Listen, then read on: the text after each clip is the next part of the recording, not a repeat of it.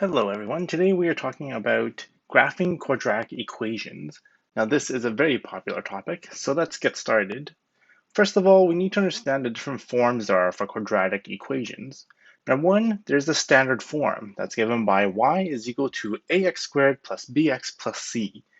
Now with this one here, normally we would create a table of values, but doing so would take too much guesswork in order to graph it accurately. Number two, it's factored form. So normally we take it as y equals to a bracket x plus some number and x plus some number. In this situation, we can then find the zeros or roots or x-intercepts very easily, as they're all seen as the same thing in this form. Number three is going to be the most useful when it comes to graphing. It is known as vertex form, or found by completing the perfect square. Now this is normally known as y is equal to a bracket x minus p close bracket squared plus q. This helps us to easily find the vertex and also helps us how to graph. We first start off with learning how to graph the basic equation of a quadratic, and that is known as y equals to x squared. Knowing the basic form helps us figure out all future transformation forms. So first of all, let's take a look at table of values. So we set it here that we go from -3 to +3 for the x values. If we put that into a calculator properly, then we get the output that we get 9410149. Again, we know that a parabola or quadratic is symmetrical on both sides, so it's like a mirror of itself, and that's why we get the U shape, which we call a parabola. Now let's take a look at the pattern of what's happening here.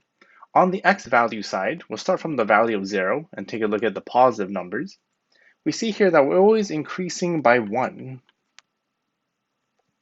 So from 0 to 1, add a 1, from 1 to 2, add a 1, and then from 2 to 3, I also add 1.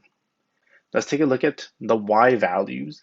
From 0 to 1, we add 1. From 1 to 4, we add 3. And from 4 to 9, we add 5. So the pattern goes, you go 1 right, 1 up, 1 right, 3 up, 1 right, 5 up, and then so on and so forth. But normally this is good enough for our graph.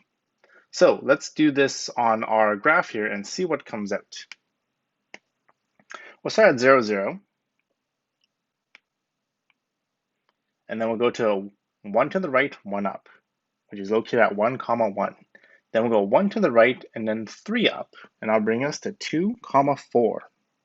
And then we'll go 1 more to the right and 5 up, and that'll bring us to 3, 9. So this gives us the right side of our graph. So we can connect the points and draw it past a little bit more with an arrow key to show that technically it keeps going.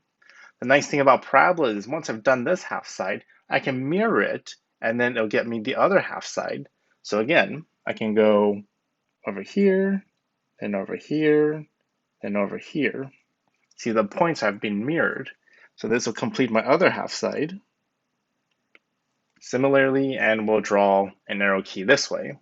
So this is how the original graph comes to be. We'll be using this pattern later on to see how we graph other graphs.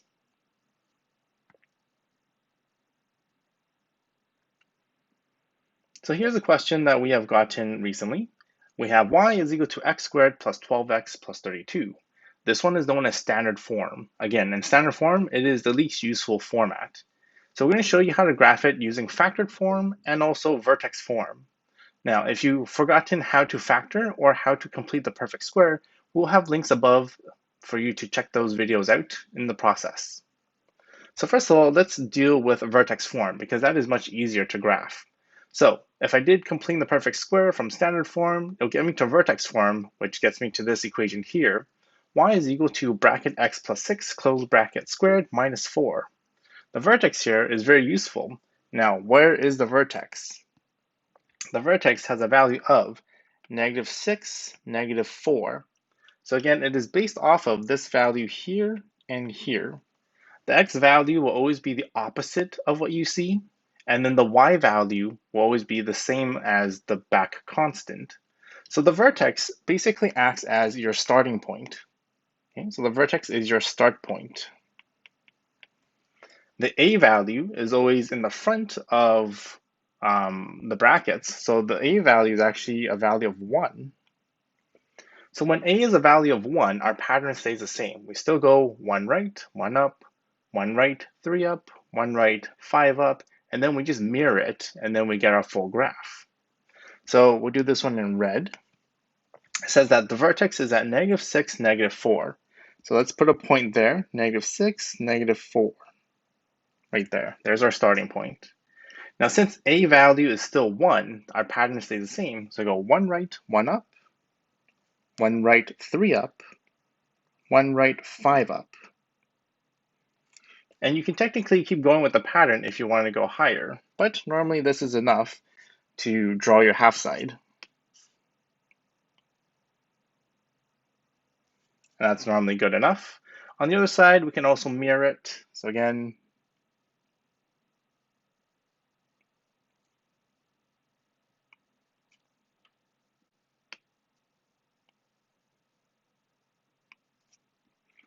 and there you go. It should be relative of a U shape, and that is your completed parabola.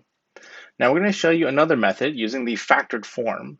So the factored form here tells us that we have zeros or x-intercepts or roots at -4 and -8. Again, it's the opposite of what you see. So we'll do this one in black. So we'll put points at -4 and -8. Remember, x-intercepts lie on the x-axis. So now we know that, okay, these 2 points are placed where they are now. The vertex is located in the center of these 2 points. So between -4 and -8, the center, or the vertex, is located at -6. But I need to figure out what y value matches that -6. Vertex is located at -6 comma something. So to find that something to match it with, I can basically put it back into this factored form. So if I do that, it would be -6 plus 4, -6 plus 8, and this will give us -2 times 2, which is -4. And that's how we get the vertex to be -6 comma -4. So I'll put a point there. And from these 3 points, technically it's good enough to do your sketch. You can just generalize on the left side and then continue off with the right side.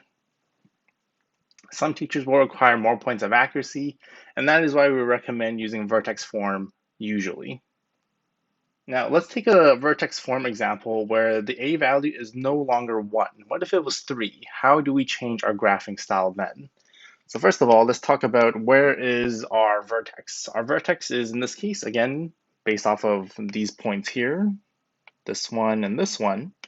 And we mentioned that it's the opposite x value that you see, so it must be at -1, and the -9 is exactly what you see for the y value.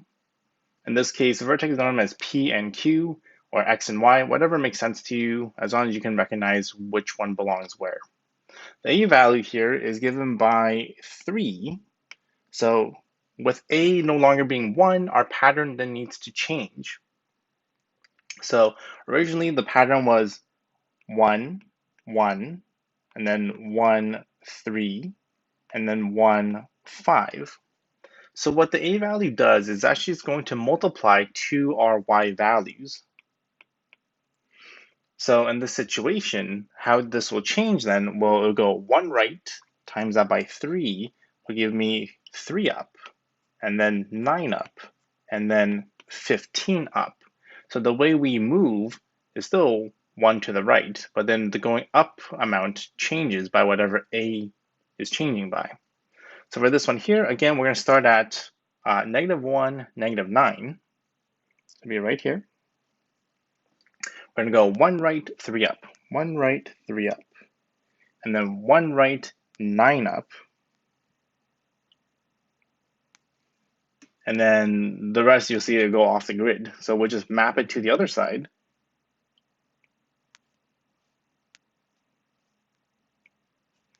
And then we can connect our points and generalize.